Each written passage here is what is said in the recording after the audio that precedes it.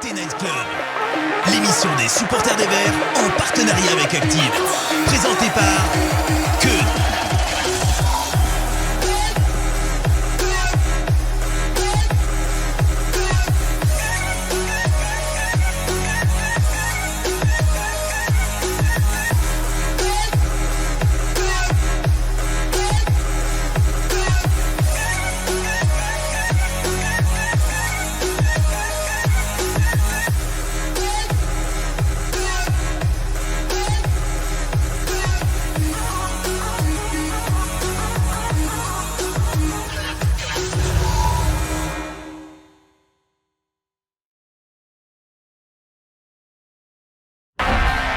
Synthé Night Club, l'émission des supporters des Verts en partenariat avec Active, présentée par Keun.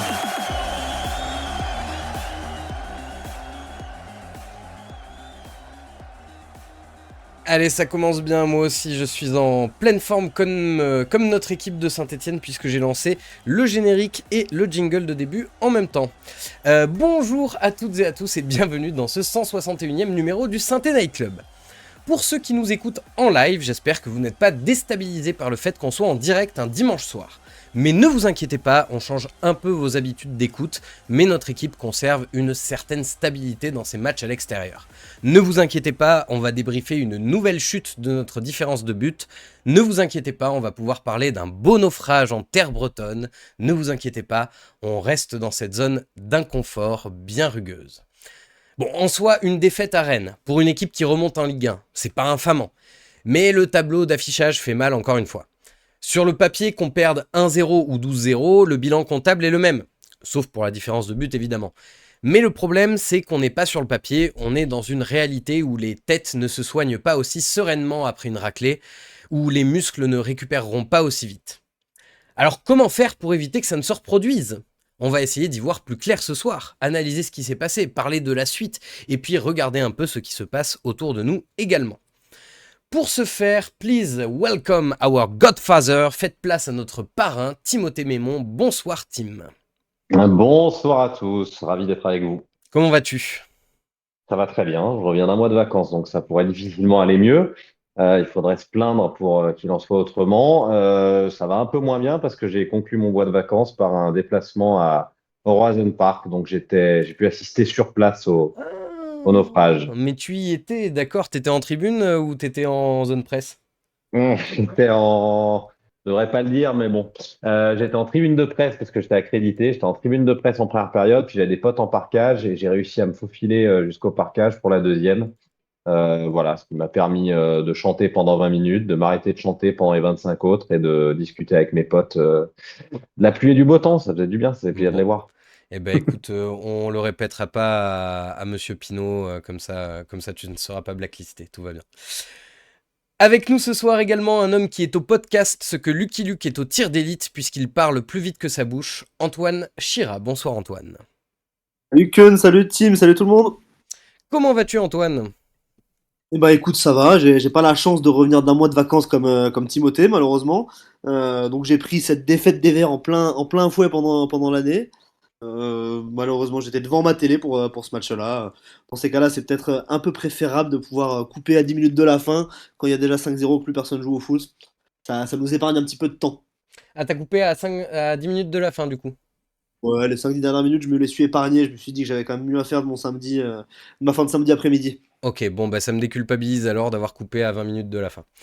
Euh, Bonsoir à tous et à toutes qui êtes là présentes dans le chat. Alors ce soir on n'a pas de psy, on n'a pas de médiateur, on n'a pas de rapporteur pour le chat parce que je crois que tous ceux qui sont avec nous d'habitude sont en train de décuver après la soirée compliquée d'hier. Mais bien sûr je suis là pour vous lire. Donc bonjour, je vous vois que vous soyez sur YouTube ou sur Twitch. N'hésitez pas à nous donner votre avis sur les sujets qu'on aborde et j'essaierai de faire remonter un petit peu ce que je vois d'intéressant. Allez, on va y aller. C'est parti, débrief. Synthé Night Club, le débrief. Alors déjà, je précise qu'en illustration, j'ai mis des photos de l'entraînement, du dernier entraînement qu'il y a eu, parce que je n'ai pas encore les photos du match. Oui, on fait l'émission, je ne l'ai pas précisé, on fait l'émission le dimanche soir, parce que demain soir, il n'y avait aucun animateur qui était disponible. Kevin travaille, moi aussi, et Hugo bosse également, donc on n'était pas dispo, donc ça se passe un dimanche, une fois n'est pas coutume. Messieurs, on va commencer avec une considération un petit peu générale et je vous pose aussi à vous la question dans le chat. Votre sentiment après ce match, quelle est l'émotion qui prédomine, Antoine? La déception, j'ai envie de dire, parce que on était resté sur des matchs où on avait vu un certain courage de la part de cette équipe. Je pense à ce match à gagner à l'arrache face à Montpellier, à la belle prestation dans l'orgueil, dans le caractère face à Lyon. Et là, on s'est rendu compte que cette équipe de la SS, dès qu'il y a un petit grain de sable qui vient se mettre en travers de la route d'Olivier Dalloglio et de ses hommes, c'est la catastrophe. En fait, cette équipe-là, dès qu'il y a quelque chose qui ne fonctionne pas, qui ne va pas dans son sens, elle n'arrive pas à relever la tête, elle n'arrive pas à faire face. Et depuis le début de la saison, c'est comme ça. Et c'est très inquiétant pour ce qui va nous arriver dans les semaines à venir si on n'arrive pas à régler ce problème-là. Il faut être capable de réagir quand il y a des imprévus, quand il y a des son contraire, comme cette main de Cafaro et ce penalty. Et en fait, cette équipe-là, elle est du style à non pas abandonner, mais à perdre tous ses moyens dès que ça se passe pas exactement comme elle l'avait prévu, ou que tout ne va pas dans son sens.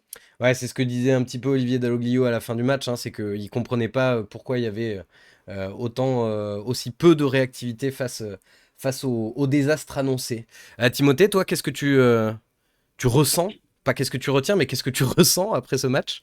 Alors moi, il y a beaucoup de colère. Il y a beaucoup de colère parce que pour deux choses. Une qui est complètement irrationnelle et l'autre qui l'est un peu plus. Comme je vous l'ai dit, j'ai passé la moitié du match dans le parcage et voir 600 personnes faire 10 heures de bus pour arriver, se faire gazer, rentrer dans le stade en retard et assister à ça, ça me met en colère. Alors vous allez me dire, à tous les matchs, il y a des supporters de Saint-Étienne qui font le déplacement, ça devait être encore pire à Nice. Je dis pas le contraire. C'était un peu plus prégnant pour moi hier, vu que j'ai passé une partie du match dans le parcage. Et ça me met toujours en colère parce que tu vois les visages défaits. Moi, je remontais dans un train parce que je bosse aujourd'hui à Paris.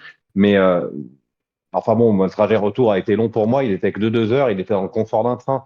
10 heures retour avec 5 buts dans la valise.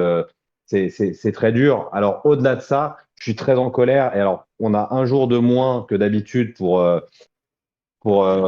débriefer, tu vois. Mais je suis très en colère contre Cafaro. Et Ouais. on va me dire non, mais le groupe a pas réagi après le carton rouge. Je m'en fous. Je suis très en colère contre Cafaro parce qu'en fait, le mec, il t'éclate le match à lui tout seul. D'abord sur sa frappe, il peut placer. Il met une frappe forte. Bon, ça prend le poteau. Ça aurait pu faire filoche. Bon, mais il a quand même le temps de placer. Il place pas. C'est une chose. Derrière, il fait sa manchette. Il faut se rendre compte que à ce moment-là, on a tous vu le match. Rennes ne nous était pas supérieur. Enfin, moi, je suis désolé, jusqu'au penalty, Rennes ne nous est pas supérieur. On se procure la meilleure occasion avec ce poteau du dit Cafaro. Et il flingue tout, mais il flingue pas qu'un match. Il flingue une semaine de travail, il flingue une semaine de mise en place, parce que tu as beau être le meilleur entraîneur du monde, ou le pire, quand tu prévois quelque chose et que sur une bêtise, mais enfin, on va me dire c'est un mauvais réflexe, non, il fait une erreur coupable. Le geste, il est volontaire, le rouge, il est mérité et il te flingue la rencontre. Et on sait très bien que quand on joue le maintien, hier, c'était peut-être pas un match que tu allais aller gagner, mais c'est le genre de match où il faut aller grappiller un point. Bref, pour moi, je suis très, très, très, très en colère contre Cafaro. J'espère qu'il a le recul pour être très en colère contre lui-même parce que pour moi, vraiment, bah, il flingue la rencontre. Oui, au final, bon, si on n'était pas dans l'époque de la VAR, on aurait pu parler de main de Dieu, mais non, on n'en est pas là, évidemment. Non, mais bien sûr, juste qu'on évacue la question directement. Antoine, j'imagine que tu es d'accord avec Timothée, il y a aucun doute sur le penalty, sur l'expulsion, la double sanction, elle est logique. Juste qu'on soit tous d'accord, qu'on se mette tous au diapason là-dessus. Oui, oui, complètement. C'est vraiment, c'en est presque ridicule en fait enfin, le comportement qu'il a, l'énervement qu'il a contre l'arbitre, alors qu'il sait très bien qu'il est fautif. Les images le montrent. Il sait très bien il a touché le ballon de la main. Enfin, cette main, elle est plus que décollée du corps. Mathieu Cafaro, c'est un joueur qui a 27 ans, qui va avoir 28 ans au début d'année. Il a l'expérience il a joué en Ligue 1 déjà. Il a fait remonter la SS en Ligue 1. Il a pas le droit d'abandonner son équipe aussi rapidement. Surtout après voilà une première demi-heure où Saint-Étienne est consistant, Saint-Étienne est plutôt solide, Saint-Étienne est pas mis en danger par Rennes. C'est une faute professionnelle, Hmm. et une faute professionnelle qui coûte très cher dans un moment où la SS elle cherchait encore à se relancer, à enfin lancer une série. Enfin, c'est une équipe en plus qui était déjà en grande difficulté avant de nous affronter, qui était en plein doute. C'était un match qui était important dans la saison, et lui il vient gâcher ce match-là complètement. On va revenir après sur ce qui s'est passé, la réaction, le caractère des autres joueurs, etc. Mais c'est sûr que sur cet instant-là, il gâche une possibilité pour la SS de se relancer véritablement. Bah, c'est sûr que après ce penalty et donc ce premier but et donc l'expulsion, le match il est plus du tout le même. Je vois que tout le monde a l'air de partager un petit peu la colère de Tim, hein, dans le chat. Je vous passe les noms d'oiseaux, mais globalement, Cafaro a passablement agacé ce week-end. Il y a juste Stéphane qui a l'air d'être un peu sur une autre onde par rapport à la double sanction. Il dit que la double sanction est peut-être un peu cher payée, mais Ouais, mais globalement tout alors, le monde est moi, d'accord. je suis d'accord avec Stéphane au sens large. La double sanction, je suis pas pour. Et je suis vraiment pas pour sur un fait de jeu, c'est-à-dire sur le tacle. Quand tu fais quelque chose dans le jeu, tu fais un tacle maladroit, tu crochettes le mec, même un mauvais tacle, même un tacle pas maladroit, bon, la double sanction, je suis contre. Mais sauf que là, c'est pas une double sanction. Il sanctionne d'une part une main dans la surface et d'autre un geste d'anti-jeu. C'est ça? Donc moi, quand j'ai vu le ralenti, j'étais avec un collègue dans tribune de presse à ce moment-là, qui est aussi supporter de Saint-Étienne. Il n'était pas encore allé voir le VAR et il n'avait pas encore sorti le rouge. Je lui dis c'est rouge en fait. C'est rouge. Il fait une manchette de gardien et voilà. Après, qu'on nous dise, parce que c'est évidemment ce qui va arriver après, c'est une fois que tu es à 10, l'équipe a le droit d'avoir une réaction, elle l'a pas eu, ok. Sauf que quand tu es une équipe aussi fragile et aussi faible, on peut le dire, et ben, tu peux pas te permettre d'avoir ce genre de dinguerie, pour pas dire de conneries, parce qu'il faut vraiment être teubé pour faire ça. J'arrive vraiment pas à, à décolérer parce qu'en fait, c'est pas possible. Tu sais que chaque point est hyper précieux quand tu joues le maintien. Il va falloir aller en chercher 32 ou 33 ou 34, je sais pas. Chaque point est ultra précieux, ultra important. Et, et ben il trouve rien d'autre à faire qu'à faire cette manchette. Moi, ça me rend dingue, mais il en va aussi, on en parlera à mon avis plus tard, de la qualité de l'effectif au sens large, parce que dans la qualité de l'effectif, il y a aussi la qualité du bulbe, de l'intellect. Voilà. Tout à fait. Eh ben, écoutez, justement, par rapport à la qualité de l'effectif, alors on sait qu'il y avait pas mal de blessures qui ont limité les choix d'Olivier Dalloglio. Mais si on reprend donc la composition de départ, donc l'Arseneur dans les cages, la charnière Batobinsika Abdelhamid, les côtés Apia Petro, Ekwa qui revient au milieu de la défense, qui joue 6, Bouchouari Mouton, et ensuite Cafaro, Davitashvili, Sissoko pour la ligne d'attaque. Si on se base, allez, on va essayer d'être un petit peu compréhensif avec la physionomie du match et parler de l'avant-expulsion de Cafaro. Est-ce que ce 11 de départ vous paraît cohérent avec les forces en présence? Antoine, t'en penses quoi?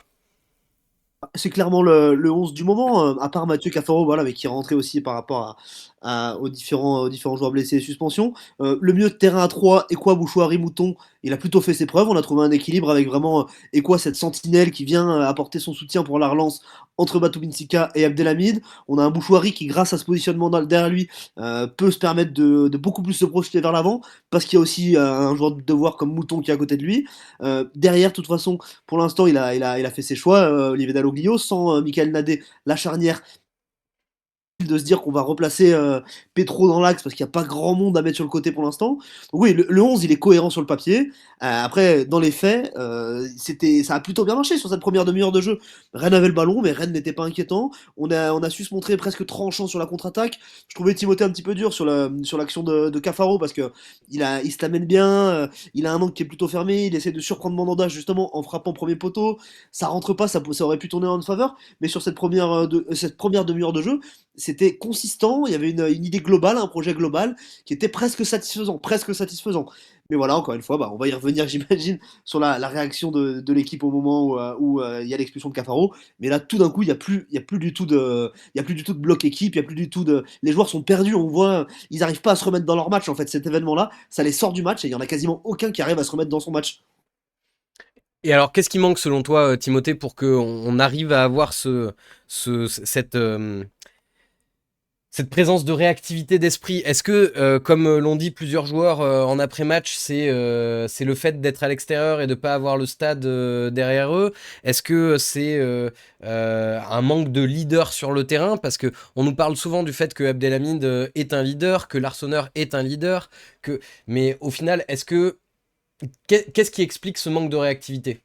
J'ai l'impression qu'on est un peu dans ce foutu pour foutu. De toute façon, bon, le match est perdu. Donc ça sert plus à rien de se battre. Ouais, moi j'ai pas la notion du match à l'extérieur, du match à domicile, je peux pas l'entendre. Si on avait que des gamins sur la pelouse, je dis pas que Mouton par exemple soit moins à l'aise à l'extérieur qu'à Geoffroy Guichard, très bien. Mais enfin, Apia, Batoubine Sika, Abdelhamid, Petro, ils en ont tous vu d'autres devant aussi. Enfin, c'est cette notion à l'extérieur, on n'arrive pas à être des bonhommes, c'est ce qu'a dit Larsonneur, je crois. Je comprends pas du tout. Par contre, ce que je vois, c'est que c'est une équipe très fragile, et que la moindre anicroche, le moindre élément contraire, le moindre grain de sable, eh bien, fout tout en l'air, comme si cette confiance, cette micro-confiance que tu arrives à récupérer à domicile en allant gagner un match par-ci par-là, elle s'effondre dès qu'il y a un événement contraire. L'événement contraire, ça peut être un carton rouge, un penalty, ça peut être un simple but. Ça s'est vu par le passé aussi. Ça s'est vu à Nice, le désastre après le premier but. Il y a plus rien, il y a plus personne, plus de son, plus de lumière. Et qu'est-ce qui manque à cette équipe? Il manque un peu de talent, ça c'est sûr. Même si, Caractère. encore une fois, pour une équipe qui monte, on ne peut pas demander non plus d'avoir que des joueurs brillantissimes. Il manque du caractère, il manque de l'intelligence.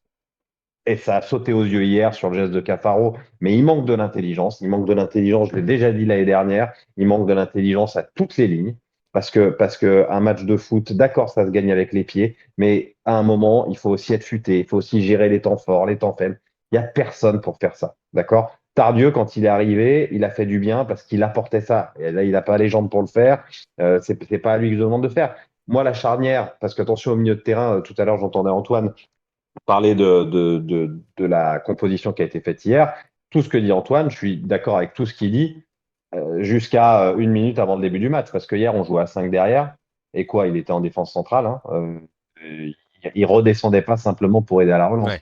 On était clairement à 5 derrière. En tout cas, moi, c'est comme ça que je l'ai vu. Je peux me tromper. Et à ce moment-là, ça veut dire que ta charnière du milieu de terrain, ton milieu de terrain axial, c'est Bouchoirie-Mouton. Bouchoirie qui a fait des bonnes prestations dernièrement, mais enfin, qu'on a fait peut-être une dizaine sous le maillot des Verts, ça fait pas énorme, et Mouton qui est tout jeune. Je regardais les autres charnières, les autres milieux axiaux des autres équipes. Quand tu regardes à Montpellier, c'est Savanier-Chotard.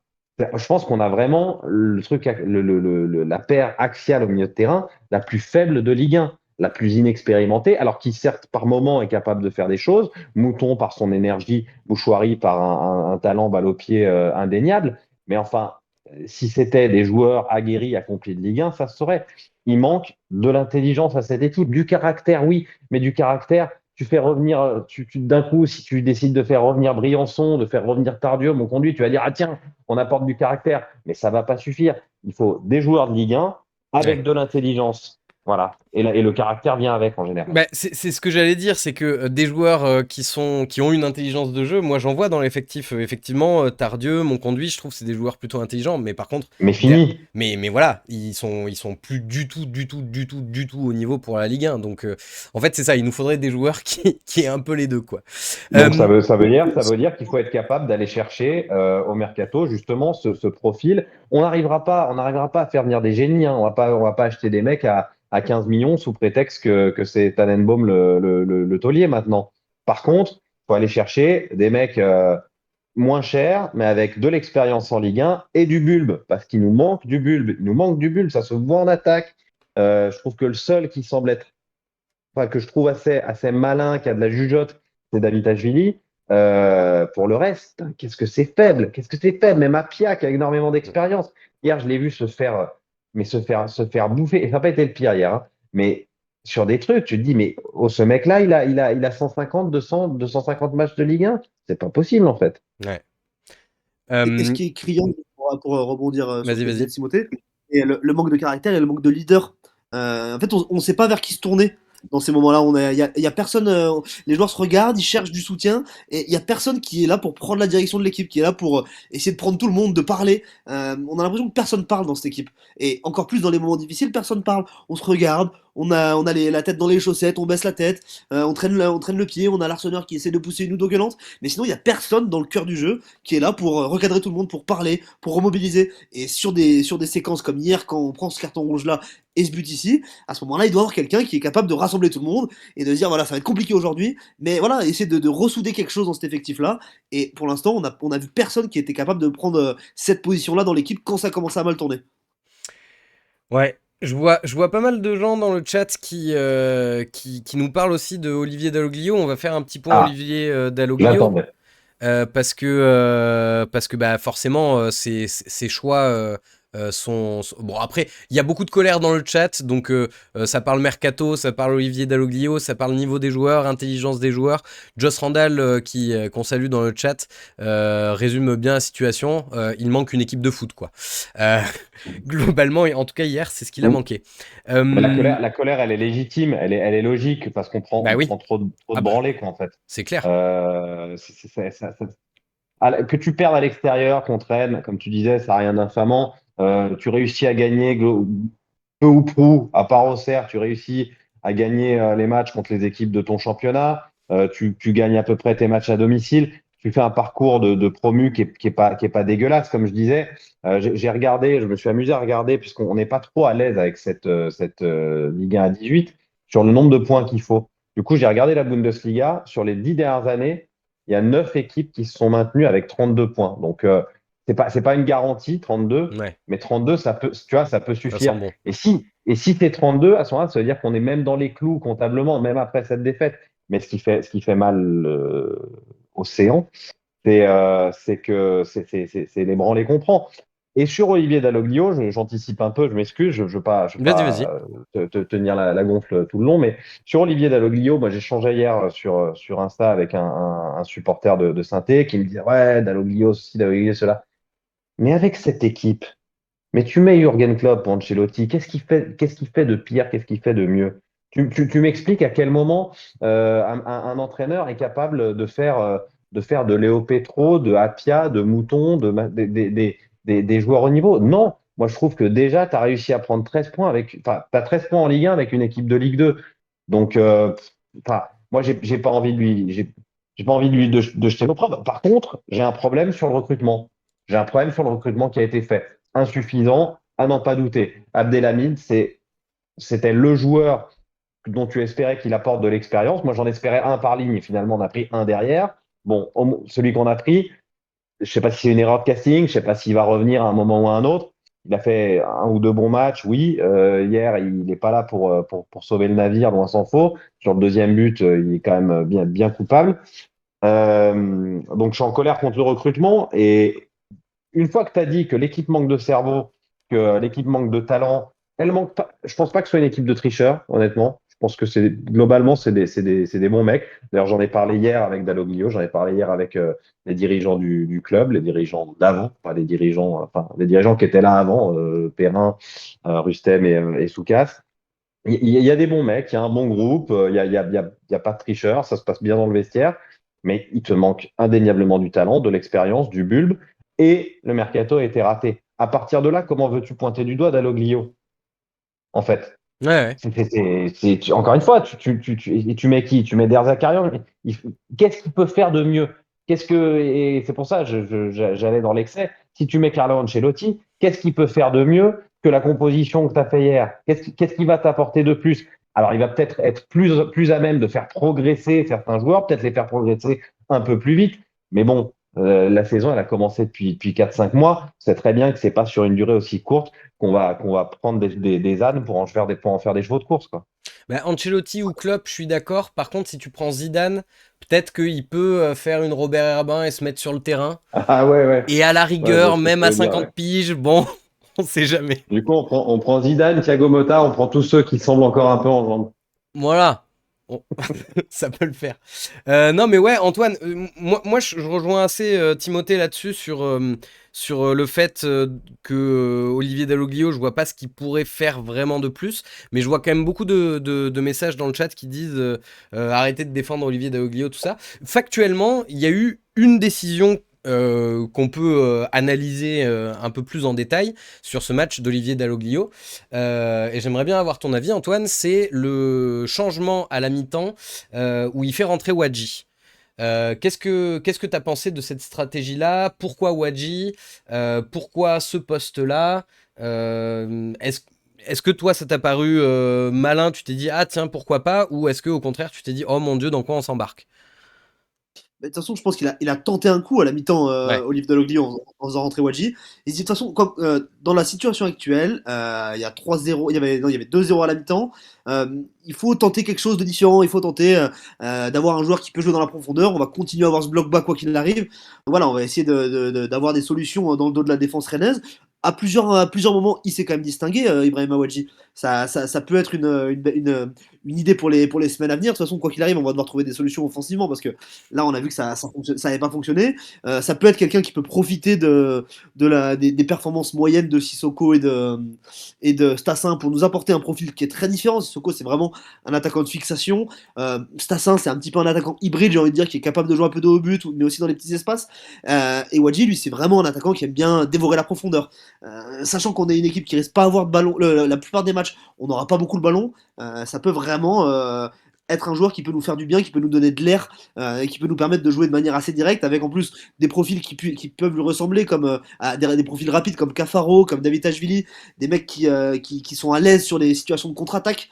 Euh, voilà, ça peut être une idée à creuser dans les semaines à venir. Mais encore une fois, Olivier Dalloglio, ses solutions, elles sont très limitées. Depuis le début de la saison, Wadji était quasiment pas disponible. Là, il revient dans le groupe professionnel. Il va avoir une vraie nouvelle solution en attaque. Mais pour le reste, mine de rien, il fait ce qu'il peut avec ce qu'il a. Il a déjà trouvé une nouvelle formule au milieu de terrain. Au début, on avait beaucoup de Ougou, on avait beaucoup de Mouefek.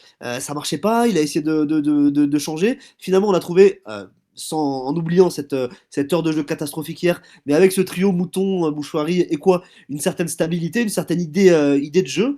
On peut mettre ça à son crédit, mine de rien, Olivier Dalloglio. Il n'a pas beaucoup de force en présence et il arrive, il tente des trucs. Il a fait beaucoup de rotations en attaque entre Sissoko, entre Stassin. Il essaye de trouver des solutions. On peut pas dire qu'il reste sur ses acquis du début de saison, qu'il reste avec ses hommes. Là où je lui reprocherai un petit peu, c'est sa gestion d'Abdelhamid. Il a trop voulu le protéger, je pense. C'était aussi dans une logique de groupe, notamment quand il est passé complètement à côté de son match contre Nice, même contre Angers où il était vraiment, vraiment en difficulté. Et à vouloir trop protéger sa recrue, on va dire, d'expérience, il l'a trop exposé et il s'est retrouvé dans une situation où le bencher c'était devenu le désavouer une fois de plus alors qu'il essayait de le protéger. Mm. Là, il s'est un petit peu perdu, j'ai l'impression, sur ce point-là, mais pour le reste, il a pas beaucoup de solutions et c'est compliqué de lui jeter la pierre. Comme vous disiez tous les deux, Ancelotti, Klopp, je suis pas sûr qu'il fasse beaucoup de choses de mieux à Saint-Etienne. Enfin, je suis tout à fait d'accord avec ce que dit Antoine. Sur le cas Abdelhamid, c'est très vrai. D'autant qu'on s'est quand même vite aperçu que quand il y avait Nadé Batoubin-Sika, c'était un peu mieux et que sur ce coup-là, il s'est un petit peu entêté. Mais pour répondre au chat, moi, je l'ai toujours dit, je le cache pas, Ancelotti, du coup, n'importe quoi. Dalloglio, c'est un entraîneur avec qui je m'entendais bien avant qu'il arrive à Saint-Étienne, de par ma carrière, nos expériences passées, machin. C'est un type que j'aime bien, j'ai pas de problème à le dire. Ceci dit, je suis tout à fait lucide. Si j'avais la sensation qu'il avait sous la main, en Mathis Amougou, par exemple, le futur Patrick Vieira, et qu'il ne le fasse pas jouer, j'aurais pas de problème à dire qu'il est responsable. Mais c'est le but pour, pardon, je m'excuse, but pour Monaco, c'est le réflexe du commentateur. J'aurais pas de problème pour dire que Dalloglio doit partir, mais en fait, si tu l'enlèves, tu es déjà dans une situation fragile. Est-ce que tu rajoutes pas de la fragilité à la fragilité, sachant qu'encore une fois, vu la situation, vu l'effectif, les forces en présence, je vois pas ce que peut apporter quelqu'un d'autre. Le côté électrochoc, ok, peut-être sur un match, c'est peut-être un mec qui va, mais j'y crois pas Ah, vraiment. Pascal D'abord à Duprat, l'électrochoc. peut-être? Non, mais je crois pas vraiment à l'électrochoc tout court. Je crois pas qu'il faille d'un coup prendre un mec, un gueulard qui va motiver les troupes parce que c'est des ramiers, que c'est des branleurs. Non, c'est pas le cas. On en a eu des équipes de branleurs, hein, celle qui nous a fait descendre. Il y avait quand même pas mal de tirs au flanc. Mais là, c'est pas le cas. On voit bien que globalement, avec les moyens qu'ils ont, ils font à peu près du mieux qu'ils peuvent. Il y en a des fois. Alors, je vais sortir le match de Cafaro d'hier parce que je suis en colère pour hier, mais des fois, Cafaro, par exemple, je trouve qu'il fait pas autant que ce qu'il a dans les pieds lui permettrait de faire, mais c'est pas le premier jour comme ça. Donc moi, je vois pas pourquoi on irait ajouter de l'instabilité à de Hmm. l'instabilité. Si l'année prochaine, on prend quatre défenseurs niveau Europa League, deux milieux de terrain niveau Ligue des Champions et un attaquant niveau Ligue des Champions, et qu'on laisse Dalloglio et qu'après 14 journées, on a 13 points, ouais, je dirais qu'il dégage et on prend quelqu'un d'autre.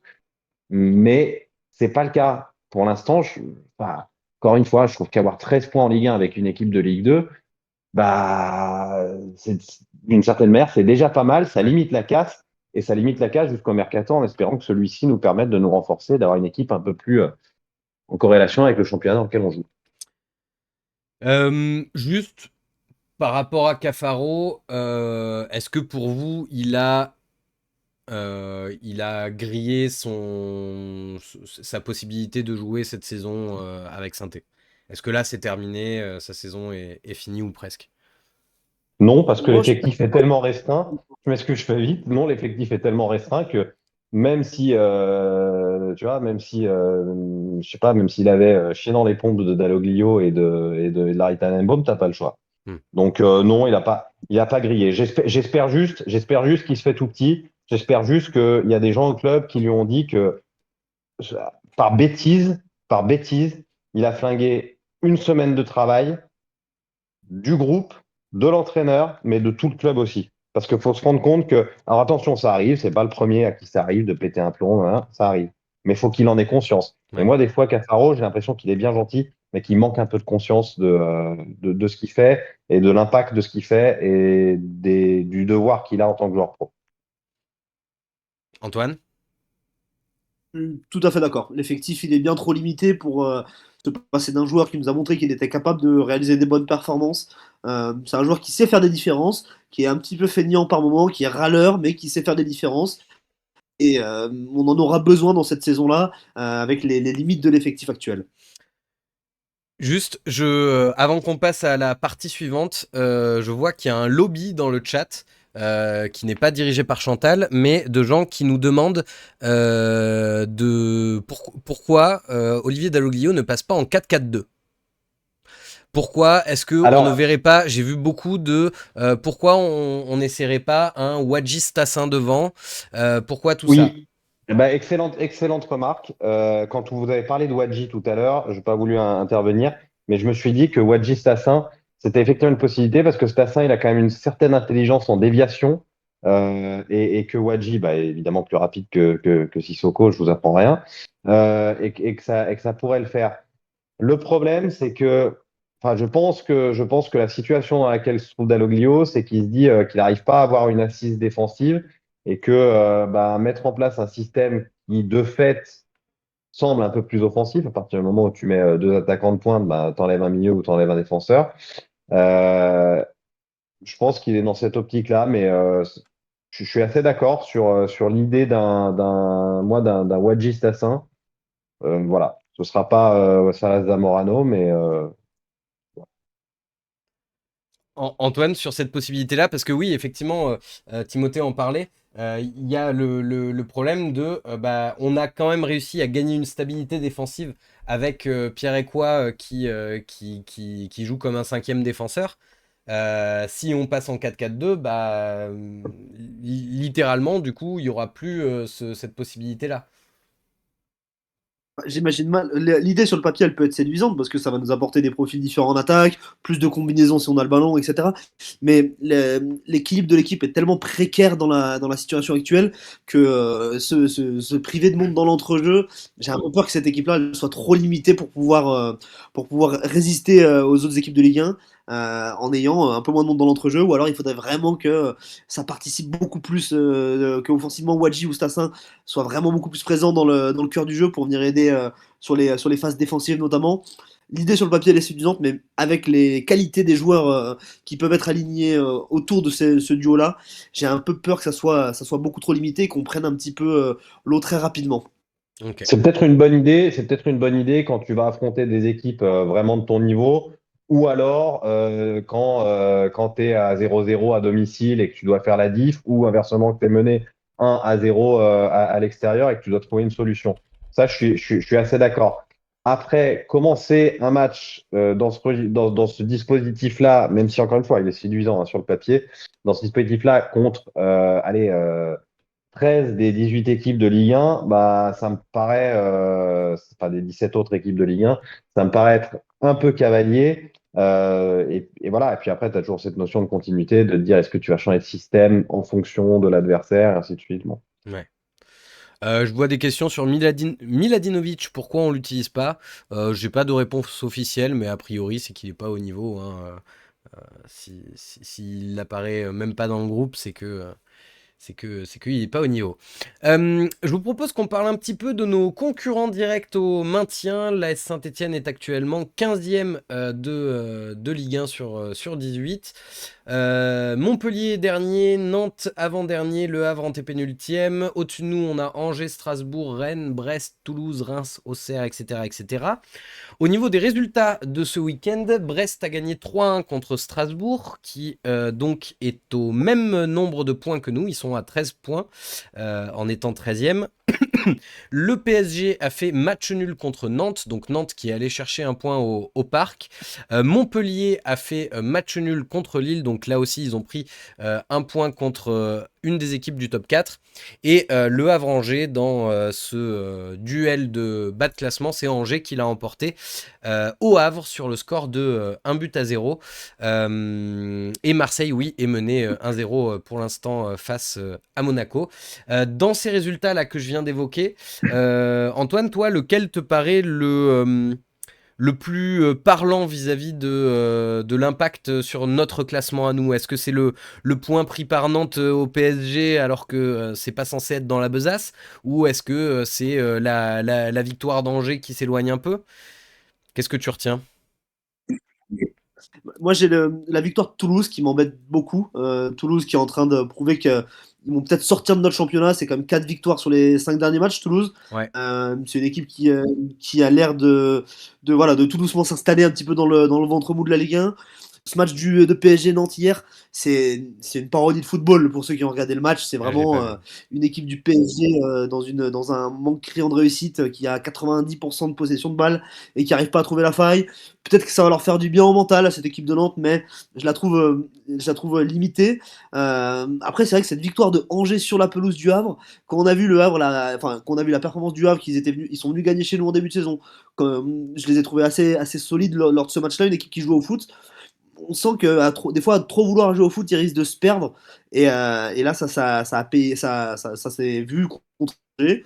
Montpellier, ça reste aussi pour moi vraiment un match un petit peu anecdotique, un peu un match fou à la Mosson, avec un but à la 93e de Nordin, le match qui dégénère sur la fin.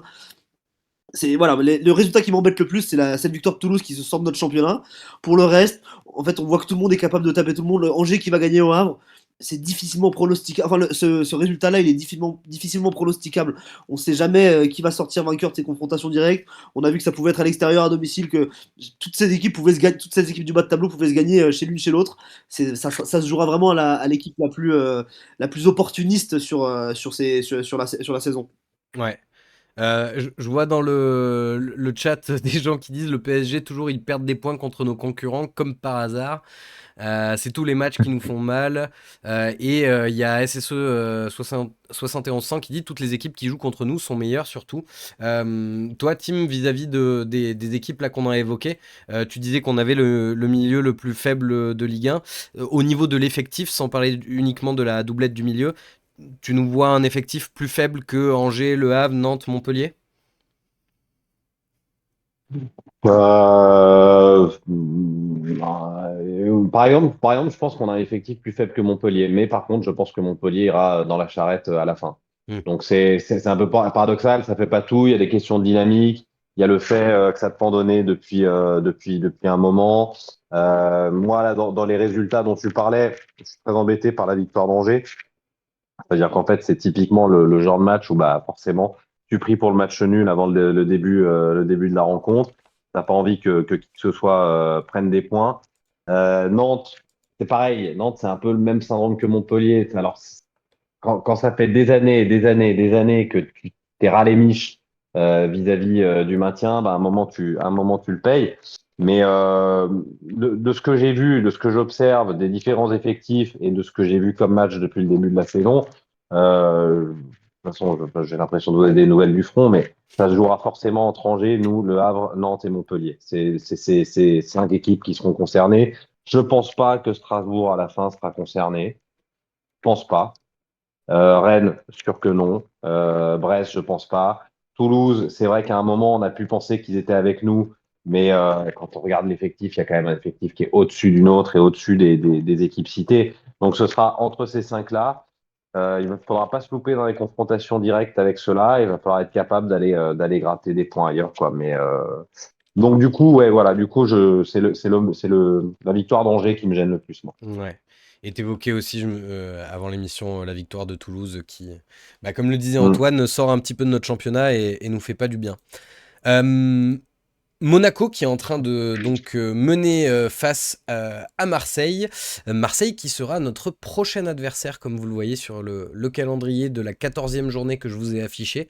On recevra Marseille à Geoffroy Guichard à 20h45 dimanche 8 décembre. Hop, je vous affiche le petit visuel. Et donc, je vais venir vers toi, Antoine. Est-ce que pour toi, l'OM, et attention, question à 10 000 euros, est-ce que c'est un adversaire qui est jouable à domicile? Je précise bien à domicile, vu la dynamique qu'on a à domicile. Si tu m'avais demandé avant le match contre Lille en début de saison, est-ce que Lille est un adversaire jouable à domicile, je t'aurais répondu que non. Finalement, on s'en est sorti avec une très belle victoire 1-0. À domicile, je nous laisse le bénéfice du doute. C'est le premier gros match qu'on va avoir à Geoffroy Guichard depuis le retour en Ligue 1. Un match en plus à dimanche soir à 21h. C'est une atmosphère différente.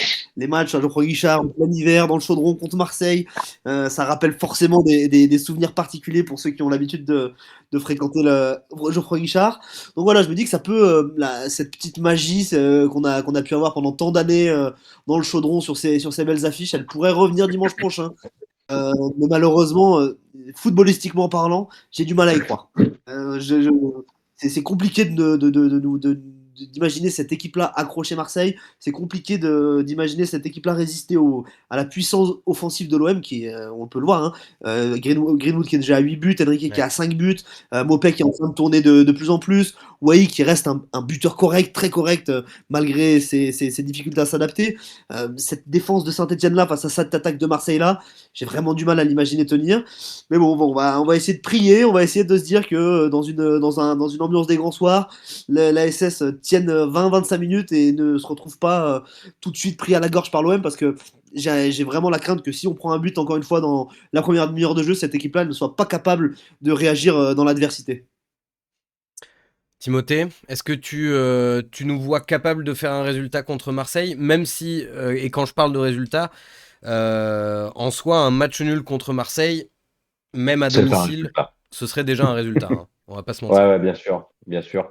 Euh, je rejoins ce qui a été dit par Antoine sur l'irrationnel du Chaudron, du match du dimanche soir contre Marseille.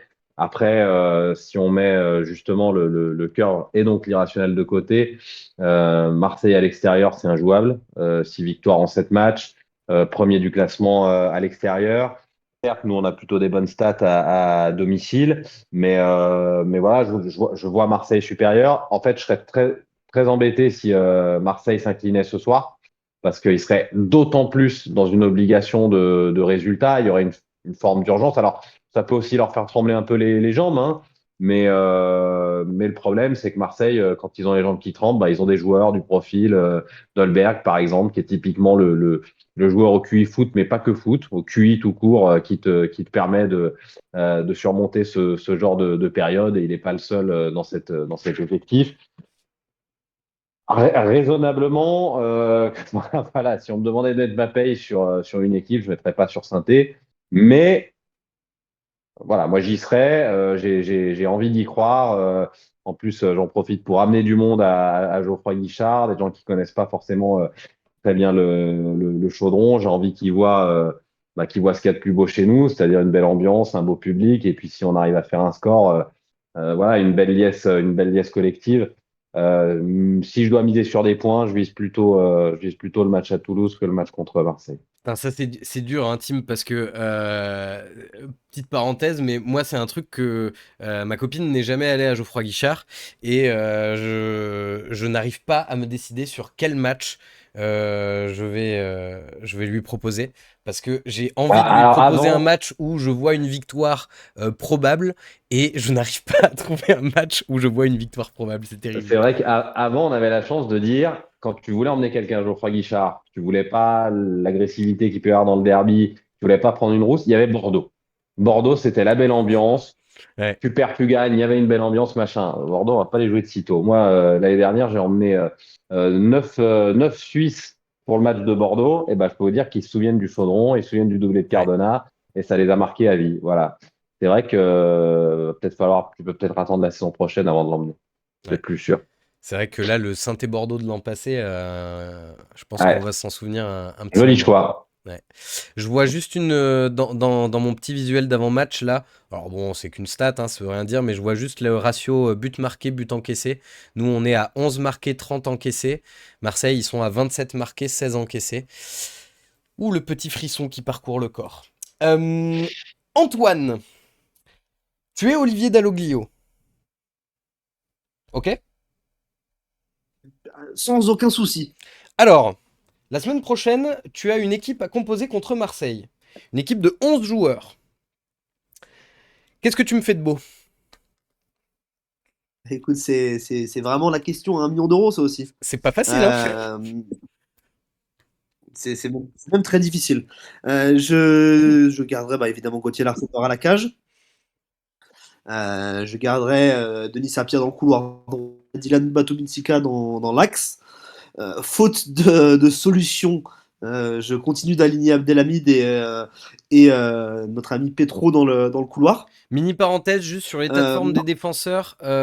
Briançon revient petit à petit, mais il est clairement pas apte pour jouer la semaine prochaine. Et Nadé, il lui reste encore quelques semaines de blessure. Voilà, tu peux continuer.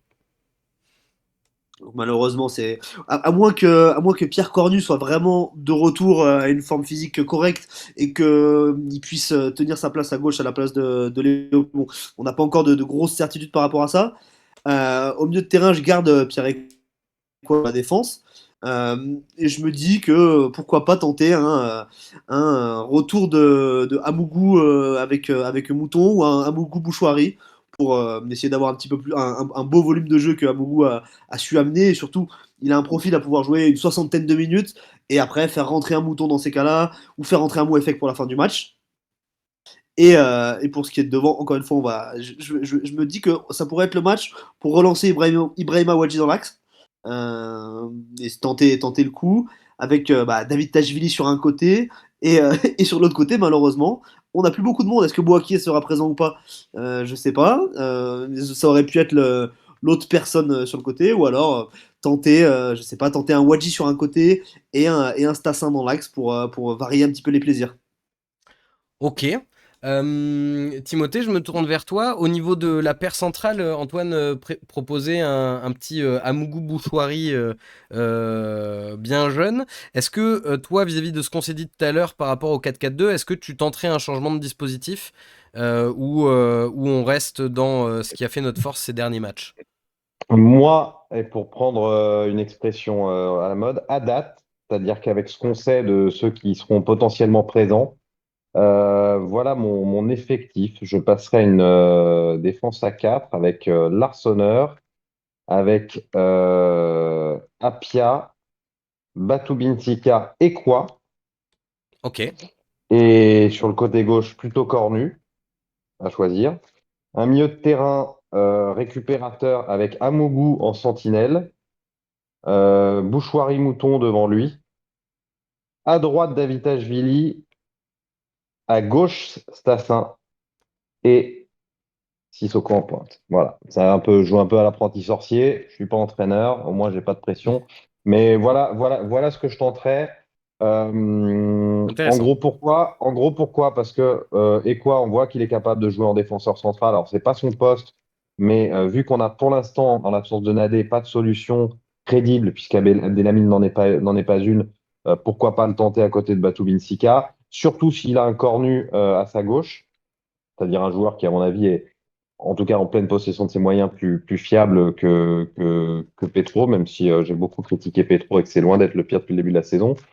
Renforcer un petit peu le milieu de terrain avec Mougou, je le disais, en sentinelle, Bouchoirie Mouton. Et puis voilà, tenter quelque chose offensivement. Staffin, on est bien d'accord que c'est un neuf, euh, mais on a déjà vu aussi ces neufs qui n'arrivent pas à marquer, qui s'entêtent un peu. Je me suis laissé dire hier en parlant avec les dirigeants que il se mettait un peu de pression, transfert le plus cher de l'histoire du club, il n'a pas encore réussi à marquer, il a fait des passes décisives, à l'entraînement ça se passe plutôt bien, mais il est encore en période d'adaptation. Quand on enlève un attaquant de sa position de numéro 9, ça le libère un peu du poids de l'obligation de marquer. Donc pourquoi pas lui faire un match ou deux, il a quand même un profil longiligne, il est assez rapide, je pense qu'il est capable de jouer sur un côté, David Ashvili de l'autre, Sissoko en pointe, et puis après, en cours de match, advienne que pourra, quoi.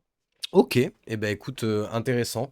On aimerait pouvoir effectivement faire comme moi je faisais beaucoup en mode carrière sur FIFA, tenter une compo d'équipe et puis si jamais ça se passe mal, Alt F4 et puis tu relances avant la dernière sauvegarde et puis tu tentes une autre compo. Mais c'est vrai que si on pouvait faire ça dans la réalité, on aimerait bien s'amuser à tenter des compositions un petit peu comme ça. On verra ce que décidera de faire Olivier Dalloglio dimanche prochain. Je vous propose, messieurs. Ah bah tiens, non, juste avant qu'on passe à la suite, je vais vous demander vos pronos, parce que là, on a parlé, mais allez, mouillons-nous un petit peu. Antoine, tu mets quoi comme petit pronostic?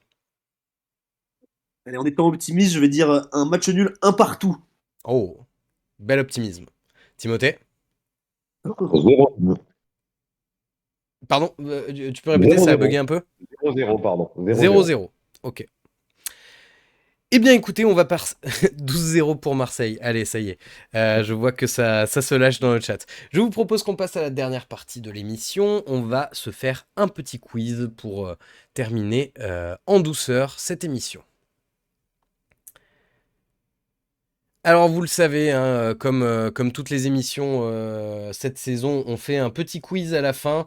Et à la fin de la saison, le chroniqueur qui aura le plus de points, de ratio de points par émission, fera gagner les revenus du SNC à l'association de son choix. 3 questions, on va commencer avec une question classique, un qui suis-je, un joueur qui est passé à la fois par Saint-Étienne et à la fois par Marseille.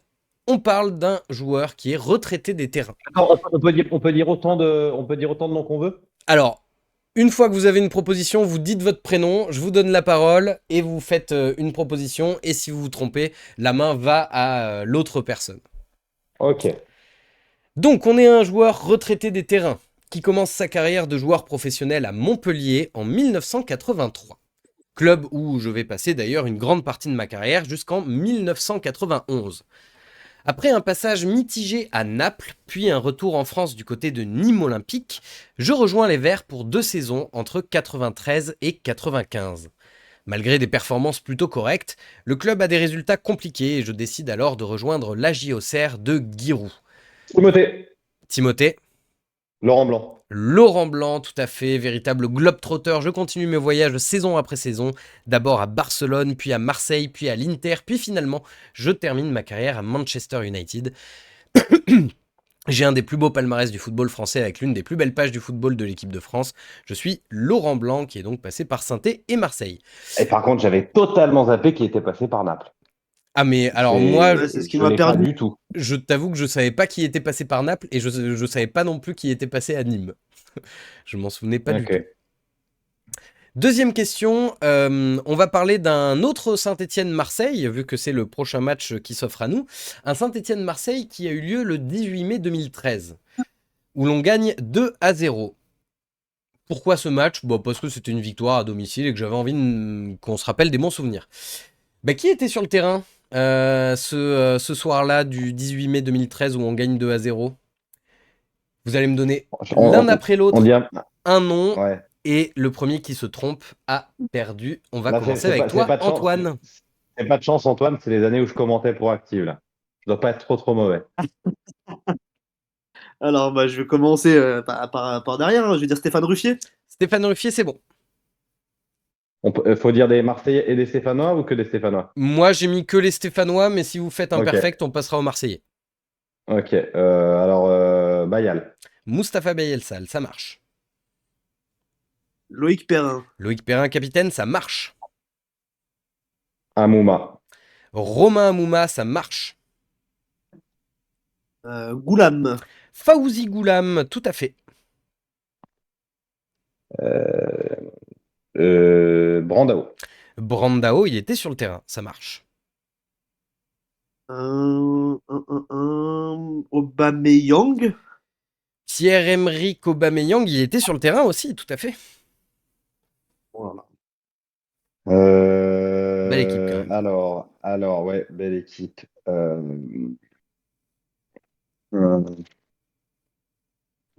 Coad. Renaud Coad était titulaire, tout à fait.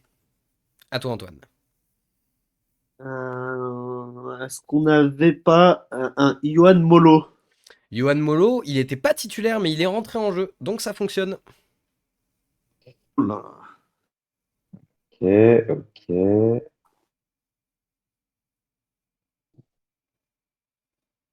Allez, ouais. Clément. Jérémy Clément, eh C'est la bien, blessure, non? je suis désolé, mais C'est il était impressionnant. blessé à ce moment-là. Et non, dans le milieu de terrain, il restait Joshua Guilavogui. Il y a Ouais. Mathieu Baudemer qui a fait une entrée. Et puis il nous restait sinon Kurt Zouma en défense. Et donc ça fait un point pour Antoine. Bien joué. Bien joué.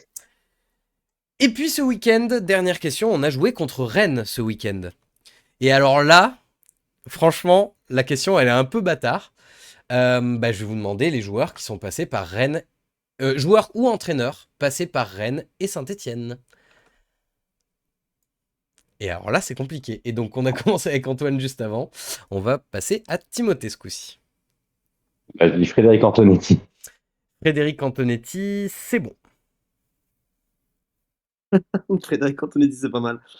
Patrick Guillou, qui était là ce week-end. Enfin, Patrick Guillou qui a joué aux deux Guillou, côtés. je crois que oui. Est-ce que je le vois dans ma liste? Oui, c'est bon. Guillou. Ouais. Pardon. Ouais. J'étais en train de chercher dans les milieux de terrain. Évidemment, c'était un défenseur. Yann Mbila. Yann Villa, c'est bon. Gelson Fernandez. Gelson Fernandez, c'est bon. Carlos Bocanegra. Oh, Carlos Bocanegra, l'américain de Saint-Étienne, l'états-unien même. C'est bon. Ah bah, il est arrivé de là-bas. Wabi Kazri. Wabi Bindom Kazri, comme l'appelle Joss Randall, c'est bon. Eh, vous êtes bon, hein? Le Moine. Fabien Lemoine, bien sûr. Mevlou-Terding. Mevlou-Terding, c'est bon.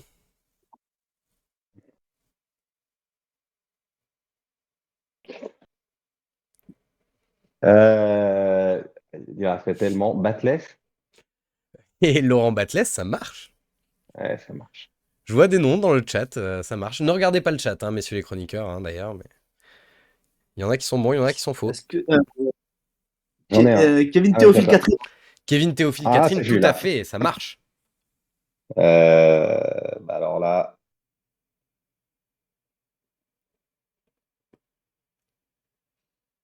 Je crois que je sèche. Je crois que je sèche.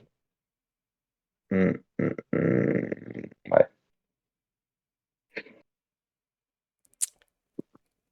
Ouais, je Dernier mot. sèche. Non, j'ai pas. Antoine, est-ce que t'en as un de plus pour valider définitivement ta victoire? Ah, il a gagné. T'as gagné, mais bon, on sait Comme jamais. ça, là, en vrai, là, j'en ai plus trop qui me viennent en tête, même au niveau des entraîneurs. Euh, Et ben, Non, là, comme ça, j'ai plus rien qui me vient. Ah, bon, c'est pas grave, il a gagné, hein. Le milieu de terrain qui s'était cassé, qui s'était tombé dans les pommes à Bastia, là. Zut, On n'a pas Pajot qui a joué à Rennes. Pajot, voilà. C'est Pajot, pas- Vincent Pajot. Vincent Pajot, oui, effectivement, Vincent Pajot, c'était bon. Ah oui. Ouais. Sinon, j'avais du Olivier Dalloglio, figurez-vous. Oh, J'avais là. du Joris Niagnon. J'avais oh du oui, Cheikh Oh, mais il n'a pas Mbeng. joué chez nous. Est-ce qu'il a, Il n'a pas joué chez nous. est-ce qu'il a vraiment Oui, joué mais en bon. ASL, Il a porté le maillot Ouais. en XL. On va mettre du Erita Ilunga, du Cheikh Mbeng. Ah, chez Kembeng. Il y a eu qui comme joueur dont on se souvient à peu près, parce qu'après il y a des joueurs qui datent d'il y a très longtemps. Stéphane Diarra, Paul-Georges Ntep, Frédéric Oui, Piquion. Ntep. Alors Ah, Piquion, putain. j'avoue, je me souvenais même plus qu'il Oh, avait on n'est joué à pas Rennes. bon. Bah si, il arrive de Rennes chez nous. Ah ouais? Ouais, écoute, je m'en souvenais plus. Sur ce, Oh, messieurs, merci d'avoir lamentable.